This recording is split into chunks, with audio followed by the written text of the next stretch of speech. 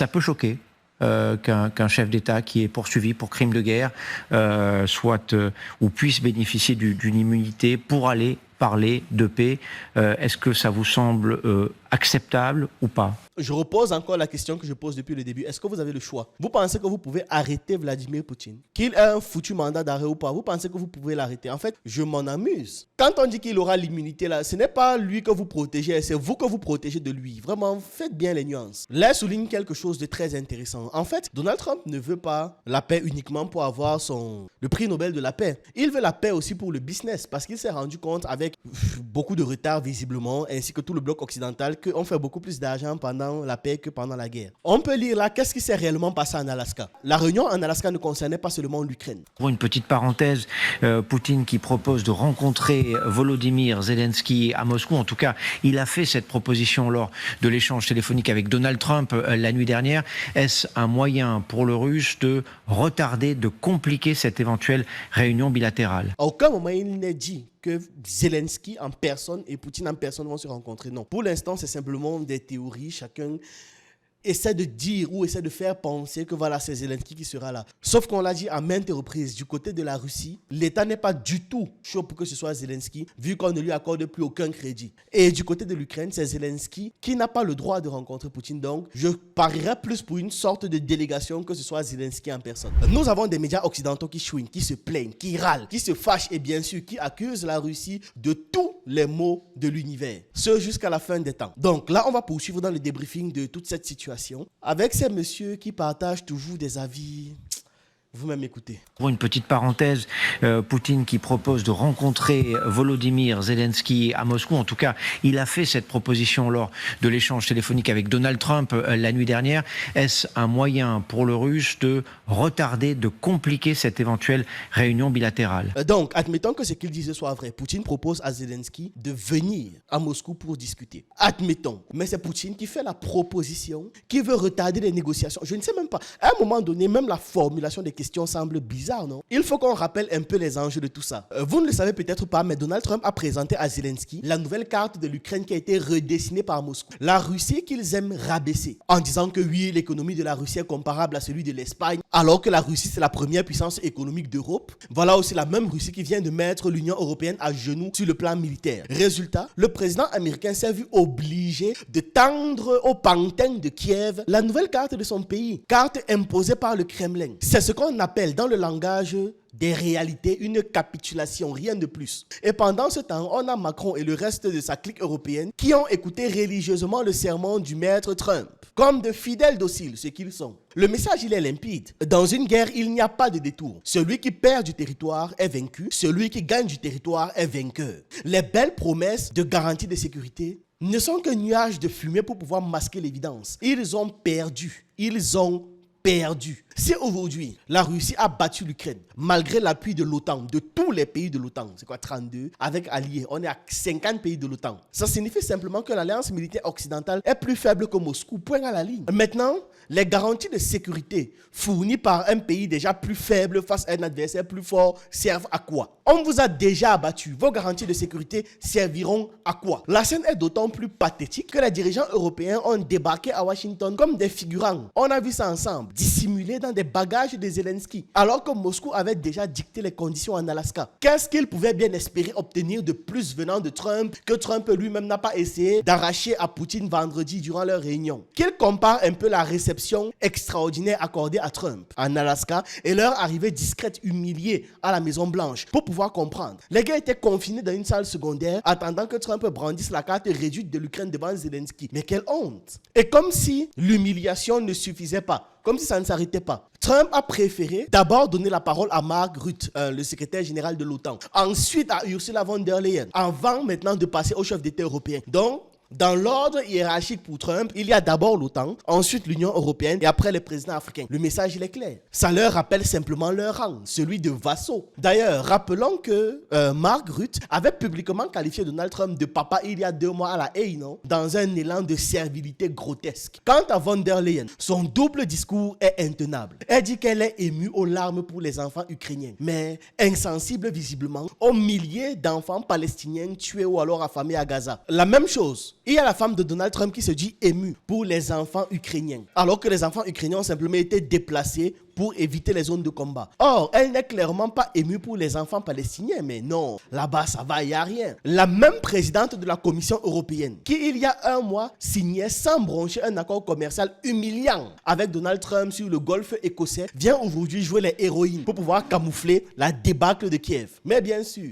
toujours avec le soutien de ces médias, le moment est venu pour le peuple ukrainien de demander des comptes à ces dirigeants européens qui les ont trompés en les faisant croire qu'ils pouvaient terrasser la Russie. Pourtant, c'était évident dès le départ, l'Ukraine n'avait aucune chance contre la Russie, pas une seule chance. Voilà maintenant des parents ukrainiens privés de la sépulture de leurs enfants tombés au combat, qui voient à la télé Poutine comme ça se pavaner aux États-Unis, à qui on déroule le tapis rouge, exactement comme annoncé il y a 3 ans. Aujourd'hui, ils découvrent que Trump tend à Zelensky une nouvelle carte de l'Ukraine amputée, réduite d'une partie de son territoire, exactement comme prévu depuis longtemps. Où sont donc les grandes déclarations de Macron et consorts? Ils promettaient aux Ukrainiens qu'ils allaient vaincre coûte que coûte, non? Où sont les envolées lyriques sur la reconquête de la Crimée? Tout ce bluff s'effondre. Et ceux qui osaient dire la vérité étaient taxés de propagandistes de Moscou. Le lundi 18 août 2025 a marqué une rupture. La photo de Trump présentant à Zelensky l'Ukraine rétrécie, redessinée, symbolise la fin de 110 ans d'hégémonie américaine. Une page se tourne et c'est un monde nouveau qui commence, un monde multipolaire, beaucoup plus pertinent.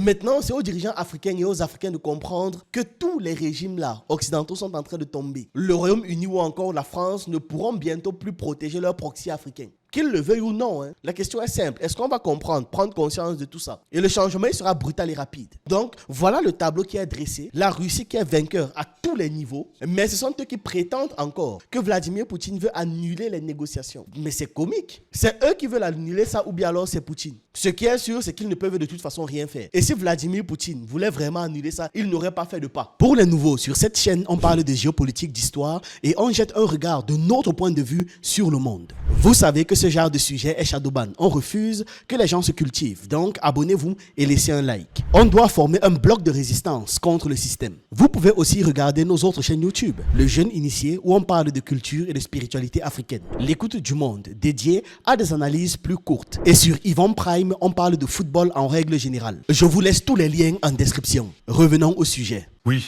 sans aucun doute. En fait, les Russes ont toujours dit que un sommet bilatéral ne pouvait que couronner un long procès. Ils l'ont redit encore hier d'ailleurs. Un processus de négociation laborieux, précis, soigneusement organisé au niveau des fonctionnaires, puis des hommes politiques, puis en montant de plus en plus avec la cerise sur le gâteau, si je puis dire, c'est-à-dire l'entretien entre les présidents. Donc, mais à ce niveau, le problème, il est où? Ce n'est pas que normal. C'est normal que le sommet des négociations pour la paix se fasse de manière échelonnée et pour finalement aboutir à une rencontre directe entre les dirigeants, les décideurs, ceux avec l'habilité de pouvoir signer quoi que ce soit. En quoi est-ce que cette démarche-là est une volonté de vouloir empêcher les négociations ou de vouloir empêcher quoi que ce soit? S'ils disent Moscou, c'est absolument inacceptable pour Zelensky, puisque ça veut dire que, il vient baiser la babouche, si j'ose dire, faire allégeance. Donc c'est un moyen d'engager cette discussion en gagnant le maximum de temps. Mais ce n'est pas une fois de plus le bon sens. Mais qu'est-ce que tu es même en train de raconter? Zelensky a déjà eu le choix à quel moment? Zelensky a déjà une volonté propre depuis quand? Vous oubliez ce qu'est Zelensky. Zelensky n'a pas de volonté propre. Zelensky ne décide de rien. Quand Zelensky est en train de discuter avec Donald Trump là, vous avez eu l'impression à un moment donné qu'il devait se prononcer, avoir un mot à dire, une décision à prendre. La manière dont il a été convoqué, n'était-ce pas simplement, c'est-à-dire, c'est quoi l'expression? Une actation. Je prends acte des informations. C'est tout. Il parle d'embrasser le pied de Poutine, mais ça n'a aucun sens. Parce que de toute façon, Zelensky fera ce qu'on lui dira. C'est pour ça même qu'il ne s'agit pas de lui. Et que l'on parle de délégation ukrainienne. Avec à l'intérieur de la délégation des gens habilités à pouvoir faire quelque chose de pertinent. Je ne prends pas ça pour une ouverture. La ville de Genève a aussi été évoquée. C'était l'un des choix d'Emmanuel Macron. Il l'a dit à Darius Rochebin hier à Washington. Et selon des sources proches du dossier, c'était aussi une option pour Vladimir Poutine, qui se soucie évidemment de ce mandat d'arrêt international issu par la CPI. Oui, parce qu'aller à Moscou, c'est aller à Canossa, selon l'expression de Bismarck, c'est-à-dire s'agenouiller devant son ennemi. Canossa était le château de Mathilde de Toscane. Et c'est un comment dire, c'est une impossibilité. Les Russes sont en train de créer toutes les impossibilités pour toutes les conditions requises pour l'organisation d'un sommet bilatéral, finalement, tout à l'heure. Pour toutes les conditions requises pour l'organisation d'un sommet bilatéral, finalement, tout à l'heure. Jérôme Garraud nous parlait des points d'achoppement qui étaient soulevés par les Russes en permanence, et le choix de Moscou en est un. Vous me faites rire. Hein. Dans ce cas, ne venez pas et que la guerre continue, on voit ce qui se passe. Je répète encore, ces gars sont en train de parler comme s'il y a un choix qui est possible.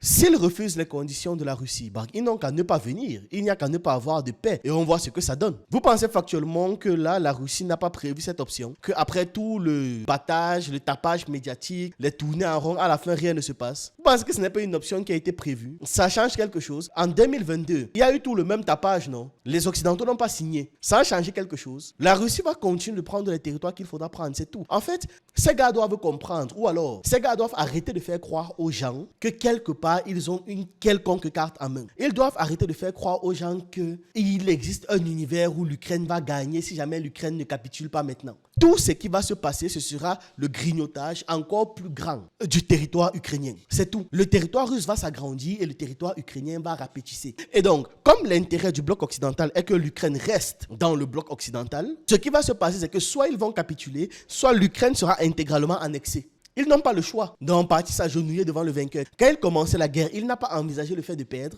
Et le pire dans tout ça, je trouve, est que c'est une guerre de proxy. Moi encore, il y a une guerre que je peux soutenir. C'est une guerre de libération. De toute façon, je ne connais que trop bien des pays qui ne sont pas libres. Beaucoup trop, malheureusement. Les seules guerres valables sont des guerres de libération à mes yeux. La guerre en Ukraine n'est pas une guerre de libération. C'est une guerre de proxy. C'est l'OTAN qui s'est assis et a dit « Ah, la Russie nous énerve, on veut contenir la Russie. Créons une guerre là-bas. » Comme ils ont l'habitude de faire. Et partout en Afrique, on vit ça. Si nous ne sommes pas dans ce cadre exclusif d'une guerre de libération, il n'y a réellement aucune raison de faire la guerre. Mais là même, c'est encore pire. Parce que l'Ukraine n'avait rien à revendiquer en dehors de ce qu'on lui a demandé de revendiquer, qu'on a créé mécaniquement, s'est levé, est allé au front, a perdu, brutalement perdu. Et c'est eux qui parlent de venir s'agenouiller devant l'adversaire. Ce n'est pas l'adversaire, c'est le vainqueur qui est en face. Et oui, vous allez vous agenouiller ou alors vous allez tout perdre. Donc tu t'agenouilles, tu baisses ton ego, tu t'agenouilles et tu gardes quelque chose. Ou alors tu tapes la poitrine, faiblard que tu es, et tu perds tout. Quelles sont les options? Finissez de danser sur les plateaux. Hein. À la fin de la journée, c'est la Russie qui va l'emporter. Ou alors tout le monde va perdre. Voilà, il n'y a que ces deux options. Soit la Russie l'emporte, soit tout le monde perd. Quand je parle de tout le monde, bien évidemment, je parle toujours des différentes tribus d'Europe. Toutes les tribus d'Europe là y comprises, parce qu'elles vont s'entre-détruire avec les bombes nucléaires. Gagner du temps, est-ce que c'est une insulte aussi faite au président Zelensky?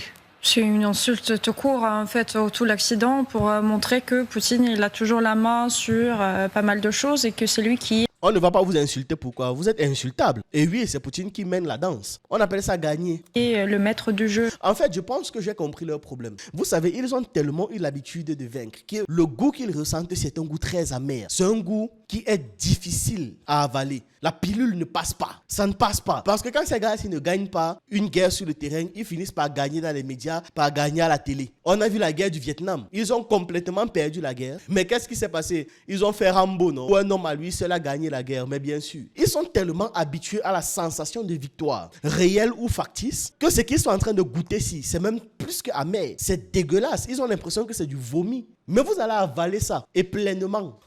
Alors aujourd'hui, et c'est ceux d'ailleurs dont les Ukrainiens ont déjà parlé et reparlé face aux Européens, face aux Américains, en disant Poutine n'a pas l'intérêt dans la paix. Parce que en fait, l'argument de base que c'est le moment de faire la paix, c'est que Poutine, il veut le faire. Moi, j'ai des grosses doutes. Je pense qu'il ne veut pas le faire. Poutine, il a aujourd'hui, on peut dire, certains avantages sur le terrain militaire en Ukraine. Il essaye de pousser justement autant qu'il peut et faire... Trump, il est dans une autre temporalité, il veut avancer sur cet accord de paix ou de règlement du conflit pour avoir plus de victoires en fait, parce que justement, on n'a pas vu beaucoup on n'a pas eu du tout le résultat très concret sur ce dossier. Et pourtant, c'était un des dossiers sur lequel il est devenu président. En plus, Lavrov, il s'est prononcé sur une autre question qui était quelles sont d'autres conditions pour une paix durable. Il a dit, sans le respect de la sécurité de la Russie et le plein respect des droits des Russes en Ukraine, aucun accord à long terme ne peut pas être conclu. Ça, c'est aussi une des autres manières pour toujours montrer que la Russie véritablement n'est pas intéressée. Mais j'aimerais bien savoir en quoi demander le respect du droit des Russes en Ukraine. C'est une volonté de vouloir poursuivre la guerre. Je ne vois pas. J'ai beau chercher, je ne vois pas. C'est normal qu'un pays tout court protège ses ressortissants. Combien de fois un pays puissant? Je suis un pays puissant. Nous sommes en guerre. Je gagne la guerre. Vous demandez un accord de capitulation. J'accepte. Dans mes conditions, je dis que vous devez protéger les ressortissants russes chez vous, donc les ressortissants de mon pays chez vous. Et vous dites que c'est une volonté pour moi de ne pas vouloir la paix. Donc qu'est-ce que je dois faire? Lâcher la guerre que je maîtrise, que je contrôle. Vous laissez reprendre le cours de vos vies et poursuivre la torture des ressortissants de mon pays chez vous. En fait, quand vous finissez de formuler ça, est-ce que ça a un sens? Parce que ces gars, je peux comprendre que vous êtes dépassés par les mots, mais vous finissez de parler, voilà, vous avez été pris d'émotion, il fallait que vous défendiez ce que vous avez l'habitude de défendre. Mais quand vous finissez de parler, vous réfléchissez, vous repassez dans votre tête ce que vous avez dit. Et vous reprenez. Vous dites, ah non, qu'est-ce que je raconte, je me trompe. En fait, ça, c'est pas grave de se tromper. Hein. Mais ces gars, ils finissent de parler et puis ils sont très stoïques. C'est-à-dire, leur parole est censée être la vérité absolue, même quand ça n'a aucun sens. Donc je gagne, j'impose mes conditions et vous dites que je ne veux pas la paix. Si je ne voulais pas la paix, qu'est-ce qui m'empêche simplement de continuer et de refuser toute conversation? Mais vous réalisez même que Poutine est allé jusqu'à aller sur un territoire ennemi. On a beau dire ce que l'on veut, il est extrêmement protégé, ça c'est sûr. Il y avait un protocole extrêmement bien placé. Mais Poutine était en danger sur le territoire américain. Il pouvait se passer tout et n'importe quoi. Et puis la gestion des dégâts allait se faire après. Quelle plus grande preuve de bonne volonté que de s'être déplacé aux États-Unis? Et quand il vous demande de venir vers lui, vous dites non, c'est pas assez. Mais vous me faites rire. En paix, mais tout le monde l'est. Alors comment la faire plier? Alors justement, c'est ce que dit Emmanuel Macron qui nous amène à la phase suivante, le président de la République qui affirme la chose suivante. Donald Trump lui aurait dit « Vladimir Poutine veut un accord pour moi ». Qu'est-ce que vous pensez de cette phrase? C'est d'un égotisme achevé pour moi, pour lui, pour Donald Trump lui-même. Pour Donald Trump, oui, c'est ce que l'on comprend nous. Le monde entier tourne autour de sa personne et que finalement les centaines de milliers de pertes russes et surtout ukrainiennes, finalement, elles vont être réglées d'un trait de plume parce que Vladimir Poutine veut faire plaisir à Donald Trump. Enfin, c'est ridicule, c'est risible. J'aimerais qu'on retourne voir Sonia Dredi à Washington qui nous attend toujours. Merci de votre patience, Sonia. Cette rencontre entre les présidents russes et ukrainiens, qu'est-ce qu'on en dit aux États-Unis? Eh bien, c'est une rencontre évidemment qui est très attendue, même si beaucoup s'attendaient plutôt à une réunion trilatérale. On sait que désormais l'administration américaine travaille à organiser cette réunion. Et surtout, un autre élément intéressant dans l'interview avec Fox News, c'est que Donald Trump a dit lors de cette interview que lui était beaucoup plus pressé pour que se tienne cette rencontre entre Poutine et Zelensky que d'autres leaders européens. Il a dit, sans le nommer, qu'un des responsables européens lui a dit que cette rencontre pourrait avoir lieu dans 1 ou 2 mois. Donc lui, se pose comme celui qui veut aller vite. Et on sait aussi très bien pourquoi il veut aller vite. Il est pressé de mettre un terme à cette guerre pour se poser en faiseur de paix, mais également pour établir des relations diplomatiques normales avec la Russie et faire du commerce. Et donc Donald Trump vraiment se pose comme la personne par laquelle cette réunion va se dérouler rapidement. Donald Trump qui avait suggéré la Suisse, a priori, dans cet appel avec Vladimir Poutine pour que se tienne la rencontre. Il me semble que la Suisse n'est pas non alignée. Elle l'était avant, mais elle ne l'est plus, au vu de toutes les participations qu'elle a eu à faire ces dernières années. Maintenant, là, elle souligne quelque chose de très intéressant. En fait, Donald Trump ne veut pas la paix uniquement pour avoir le prix Nobel de la paix. Il veut la paix aussi pour le business, parce qu'il s'est rendu compte, avec beaucoup de retard visiblement, ainsi que tout le bloc occidental, qu'on fait beaucoup plus d'argent pendant la paix que pendant la guerre. Durant la guerre, c'est le complexe militaro-industriel qui se remplit les poches. Ok, ça c'est acté. Mais l'écrasante majorité du reste de l'économie a des problèmes. Quand on voit l'état financier actuellement des États-Unis, il veut tout faire pour essayer de redresser l'économie au moins avant de partir. Sauf que la guerre l'en empêche. Et un des pays avec qui il sait qu'il peut brasser énormément d'argent, c'est avec la Russie. On peut lire là, qu'est-ce qui s'est réellement passé en Alaska? La réunion en Alaska ne concernait pas seulement l'Ukraine. L'Alaska était surtout une affaire des deux plus grandes puissances nucléaires du monde qui tentaient d'établir la confiance et d'appliquer les freins d'un train hors de contrôle dans une course folle vers la confrontation nucléaire. Et il n'y avait aucune assurance étant donné le caractère instable du président américain Donald Trump qui a conçu la réunion très médiatisée avec son homologue russe Vladimir Poutine. Mais un nouveau paradigme pourrait néanmoins être en préparation. La Russie a été essentiellement reconnue de facto par les États-Unis comme une puissance égale. Cela implique, à tout le moins, le retour de la diplomatie de haut niveau là où elle est le plus nécessaire. Pendant ce temps, l'Europe envoie une série de dirigeants impuissants à Washington pour se prosterner devant l'empereur. Le destin de l'Union européenne est scellé dans la poubelle de l'insignifiance géopolitique. Il a été fermement mis par Poutine d'arrêter toutes les livraisons directes d'armes américaines à l'Ukraine, comme une étape vitale vers la solution. Les Américains ont accepté le fait qu'il est nécessaire de réduire considérablement les envois mortels. Sur les 80 milliards de dollars de budget ukrainien, l'Ukraine elle-même fournit moins de 20 milliards de dollars alors. En Alaska, Vladimir Poutine représentait, donc il était le représentant non seulement de la Fédération de Russie, mais aussi des BRICS dans tout leur ensemble. Avant même que la rencontre avec son homologue américain ne soit annoncée au monde, Poutine s'est entretenu au téléphone avec le président chinois Xi Jinping. Après tout, c'est le partenariat Russie-Chine qui est en train d'écrire le scénario géostratégique de ce chapitre du nouveau grand jeu. Poutine, soutenu par le ministre des Affaires étrangères russe Sergei Lavrov, a finalement eu amplement le temps, en 150 minutes, d'énoncer en détail les causes sous-jacentes de l'opération militaire spéciale de la Russie et d'exposer les raisons d'une paix à long terme. Neutralité de l'Ukraine. Les missiles et les partis néo-nazis interdits et démantelés. Et on stoppe immédiatement l'expansion de l'OTAN, sans quoi c'est la Russie qui s'étendra. Donc tout leur discours en fait consiste simplement à refuser qu'ils ont tort. Pourtant l'Ukraine n'était même pas au cœur des discussions et des négociations en Alaska. C'était l'argent, c'était les intérêts économiques, de ce que Poutine et Trump peuvent faire si jamais cette guerre s'arrête, de comment est-ce qu'ils peuvent faire du business. Donc, quand ces gars sur le plateau parlent encore du fait que Poutine refuse la paix, on se demande bien pourquoi. Vous pensez qu'on vit de la guerre? On vit de l'économie. Un pays ne tourne que parce que son économie est florissante. Donc, il y a intérêt pour tout le monde à ce que cette paix soit signée. Merci beaucoup Sonia Drelli, merci pour toutes ces dernières précisions. La Suisse qui offrira l'immunité à Vladimir Poutine s'il vient pour une conférence de paix, malgré le mandat d'arrêt de la Cour pénale internationale. Cette option, cette hypothèse a aussi été évoquée, vous l'avez entendu tout à l'heure, par Emmanuel Macron dans l'interview qu'il a accordée à Darius Rochebin sur ce point très précis. Ça peut choquer. Qu'un chef d'État qui est poursuivi pour crime de guerre soit ou puisse bénéficier d'une immunité pour aller parler de paix.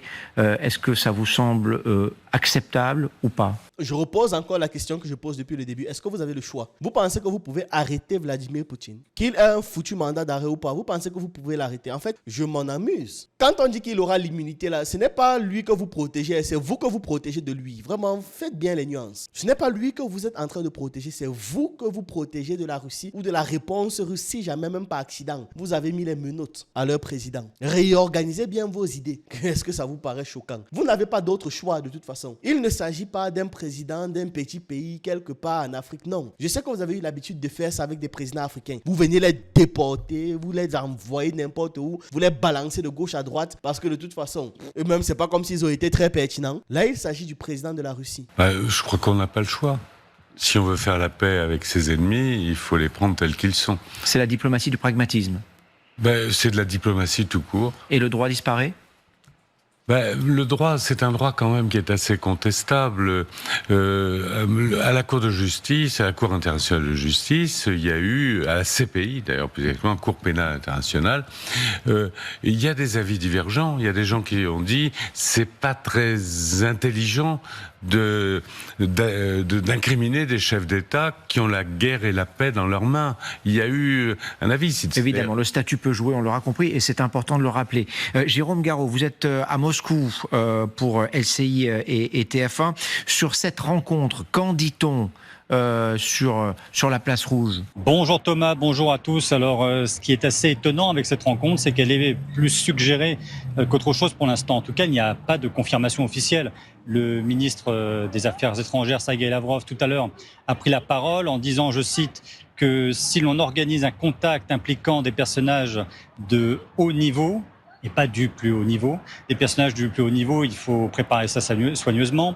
Hier, on en parlait, le Kremlin, dans ses communications, a juste dit que Vladimir Poutine était d'accord pour que les négociateurs soient d'un plus haut niveau, les négociateurs russes et ukrainiens, mais vous voyez, à aucun moment, il n'est dit noir sur blanc que Vladimir Poutine et Volodymyr Zelensky vont se rencontrer dans moins de 2 semaines. Alors, Effectivement, ça c'est un point important à souligner. À aucun moment il n'est dit que Zelensky en personne et Poutine en personne vont se rencontrer. Non. Pour l'instant, c'est simplement des théories. Chacun essaie de dire ou essaie de faire penser que voilà, c'est Zelensky qui sera là. Sauf qu'on l'a dit à maintes reprises, du côté de la Russie, l'État n'est pas du tout chaud pour que ce soit Zelensky, vu qu'on ne lui accorde plus aucun crédit. Et du côté de l'Ukraine, c'est Zelensky qui n'a pas le droit de rencontrer Poutine. Donc, je parierais plus pour une sorte de délégation que ce soit Zelensky en personne. Ou alors qu'on défasse les différentes lois qui l'empêchent de prendre des décisions pour l'Ukraine, tout simplement. On a posé un petit peu la question aux Russes qui se trouvent sur la place rouge, et c'est vrai qu'il y a un certain scepticisme qui domine aussi parmi les Russes qu'on a interviewés.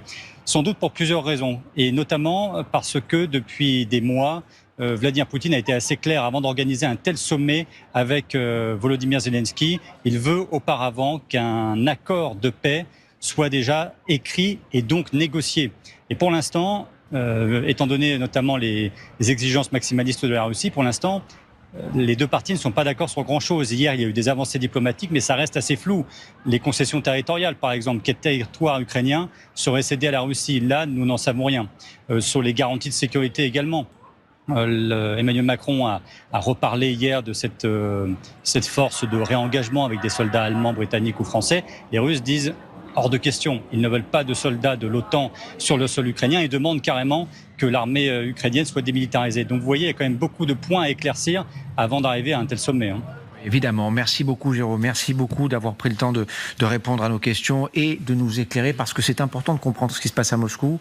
Sans cela, on ne peut pas comprendre les chances possibles de cette prochaine réunion entre les deux présidents, la probabilité que cette réunion ait lieu dans les 2 prochaines semaines. C'est ce que souhaite le président des États-Unis. Non, ça va être très compliqué. Et pour revenir sur l'éventualité de Moscou, on n'en a pas parlé, mais c'est inconcevable sur le plan de la sécurité, évidemment pour le président Zelensky. On sait que lourde menace qui pèse sur ses épaules. Et je pense que si les Russes remettent Moscou en avant, vous vous souvenez, Anchorage avait été choisi justement pour que Poutine ne survole que le territoire russe. Et apparemment, il n'a pas du tout envie de survoler un autre territoire que le territoire russe en ce moment. Et regardez cette phrase de Donald Trump. Aujourd'hui même, nous en saurons plus sur le président Poutine dans les 2 prochaines semaines. Il est possible qu'il ne veuille pas conclure d'accord. Voilà, donc il ouvre cette possibilité, Donald Trump, ce qui va un peu à l'encontre de ce qu'il a laissé entendre il y a encore quelques heures. Donc il va falloir évidemment suivre tout cela avec beaucoup d'attention. Voilà, c'était tout pour cette vidéo. Dites-moi ce que vous en pensez en commentaire. J'attends vos avis, vos analyses et on se retrouve une prochaine fois.